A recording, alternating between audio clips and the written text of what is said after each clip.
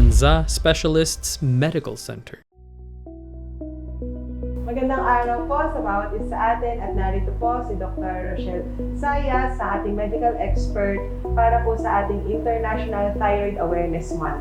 Actually, yung unang tanong ko po sa inyo is sa mga hindi po familiar sa kung ano yung thyroid.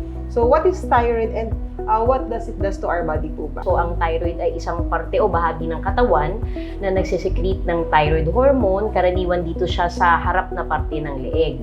So, maraming trabaho ang thyroid hormone. Karaniwan, involved siya sa metabolism, sa pagkontrol ng presyon or blood pressure.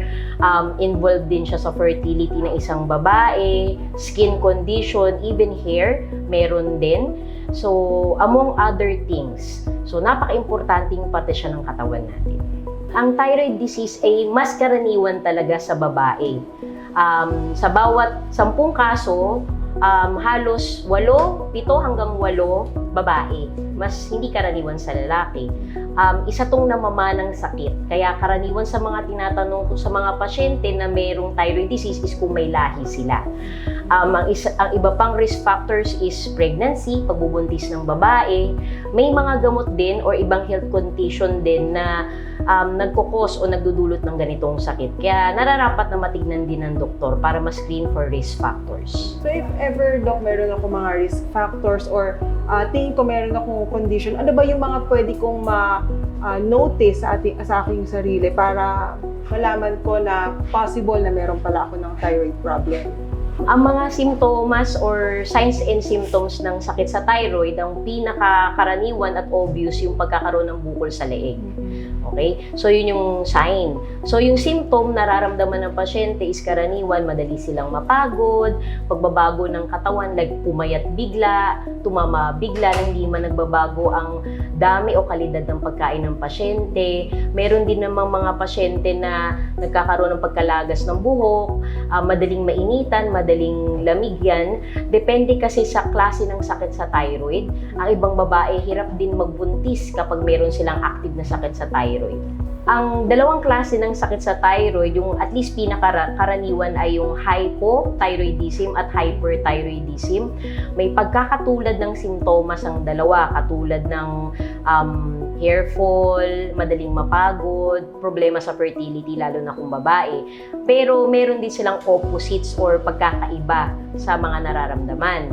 Ang hyperthyroidism, karaniwan ng isang pasyente ay nangangayayat, nanginginig, hirap matulog sa gabi, at may tinatawag po na sensation or pagkaramdam ng heat intolerance. Ang hypothyroidism naman ay kabaliktaran.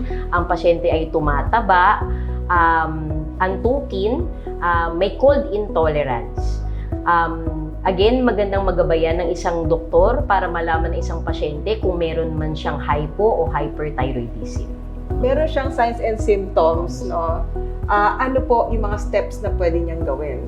Ang nararapat na gawin ng isang pasyente ay magpatingin sa isang espesyalista or doktor na pinakamalapit sa kanilang kinaroroonan kasi napakadami pang ibang health condition ang pareho ang simptomas sa thyroid. Maganda na may mga test na magawa at para magabay ng pasyente at mabigyan ng gamot para sa thyroid disease kung meron man ng isang pasyente. Kailangan pala po talaga is medical expert, no? Ang pupuntahan natin kung magkakaroon tayo ng mga simptomas tulad po nito. If ever man ma-diagnose to ang isang tao na may thyroid problem, paano po ba siya minamanage and paano kailangan po ba may follow-up pa tayo or kapag after po ba ng gamutan, okay na sila? Nahatulan ng isang pasyente o nasabihan ng isang doktor na meron na talaga siyang sakit sa thyroid, kailangan sundin ng isang pasyente yung gamot na pinayo ng doktor, yung mga test at follow-up ay nararapat gawin. Karaniwan na taon, ang sakit na to tumatagal or habang buhay pwede din. Kaya dapat may gabay palagi ng doktor. Po is ano po ba yung way to prevent thyroid problem? Sa kababaihan, lalo na sa mga babaeng nagnanais mabuntis, maganda na sinisigurado nila na meron silang sapat na intake ng iodine.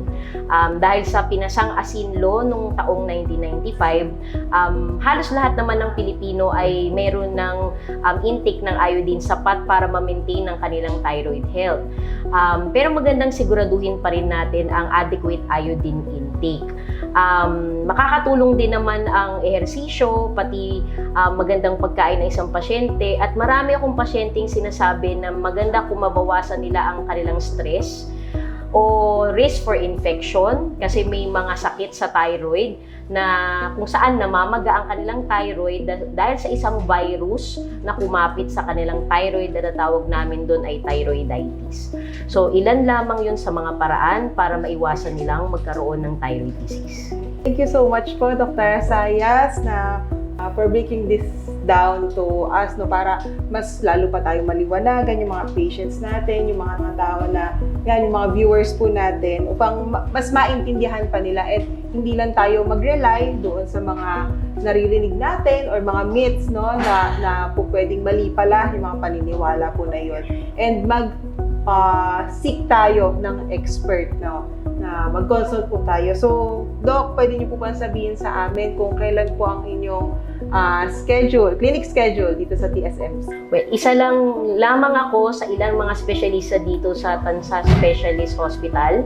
Meron tayong mga ENT, may mga endocrinologists at mga internists din pong maaring makatulong sa inyo kung may nararamdaman kayong simptomas sa thyroid. Pero ako isang endocrinologist, again, Dr. Sayas, at ang aking clinic schedule ay Monday and Friday, alas 4 ng hapon hanggang alas 6 ng gabi.